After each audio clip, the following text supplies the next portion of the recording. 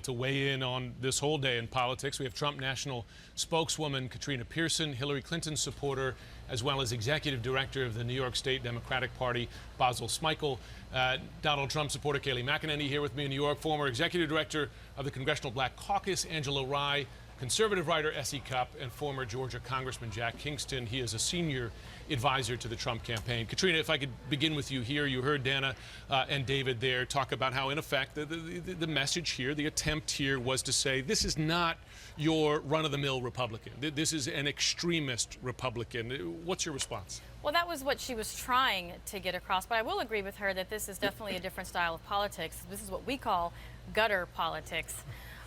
This was an opportunity for Hillary Clinton to actually tell the people what she wanted to do, and instead she decided to invoke the KKK, which any reasonable person would hear that and lose all credibility there, particularly when Donald Trump has been in the public eye for 4 decades. You don't just wake up all of a sudden and become a white supremacist. There is a record there. Well, Basil, I heard you laughing there. Well, I will go back 4 decades and talk about how in every major area of the life of communities of color, housing, criminal justice, where they have been discriminated against, he has exacerbated that discriminatory practice, number one. Number two, there are 3 things that I got from her speech today. One, I could not be more proud of her because she seemed to understand the complexity and the nuance of the African-American community, talking about that there are homeowners, that there are business owners, that the black church has been a core of social and economic justice in the African-American community for decades.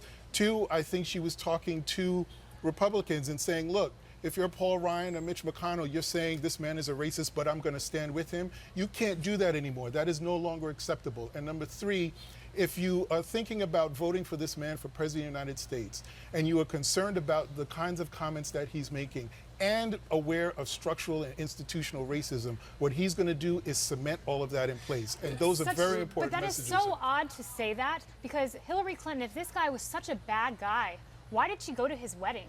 If he was someone who has been engaging in discriminatory practices since the 1970s, why did she show up with her husband to support him engaging in matrimony with Melania Trump? It falls on deaf ears. What we see from Donald Trump is an inclusive message. What she failed to say today is Donald Trump said the black community has raised the national conscience.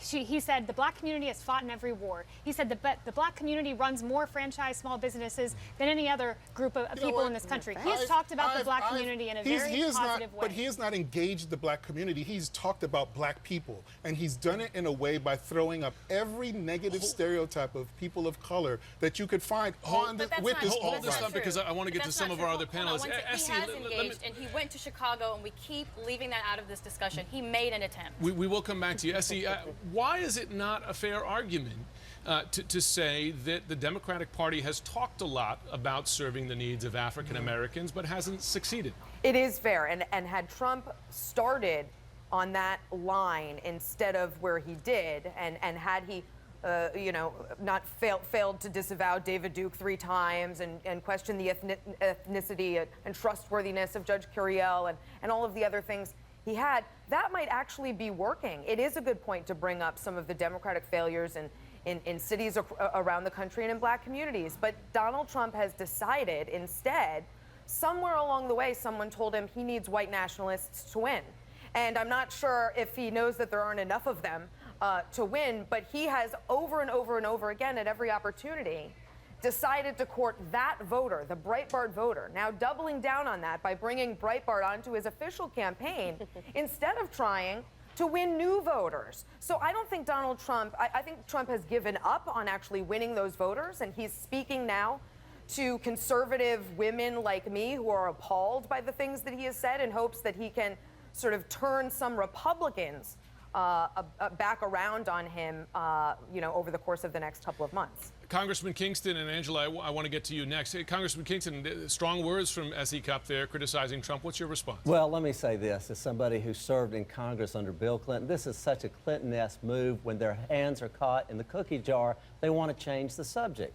There was no talk. I've never heard of alt-Republican or alt-conservative, whatever that term was, that she was trying to throw out there. But I know what pay to play is. I know what corruption is. I know that if you're in public office and your spouse is making millions of dollars, you want to change the subject. You know, you This just was changed the subject, absolutely- right? This was You know, you just absolutely changed the subject. nothing but a partisan speech fit for Philadelphia. And if she's reaching out to Republicans or trying to unify America with race baiting, that is a very sad thing. All I heard was a series of name callings. I would have loved to hear her talk about the economy. As you know, 94 million people who are underemployed Okay. or unemployed. she's 43 Congressman- million Congressman people on Kingston- food stamps. Congressman We hear Kingston- nothing. Let me, We hear uh, nothing Fair from point. her on I do that. want Angela to respond to you. Just accused Hillary Clinton in effect of race baiting in this speech. Angela, I'm curious how you respond. So I don't want to directly respond to that. What I do want to say is it was interesting to hear Congressman Kingston here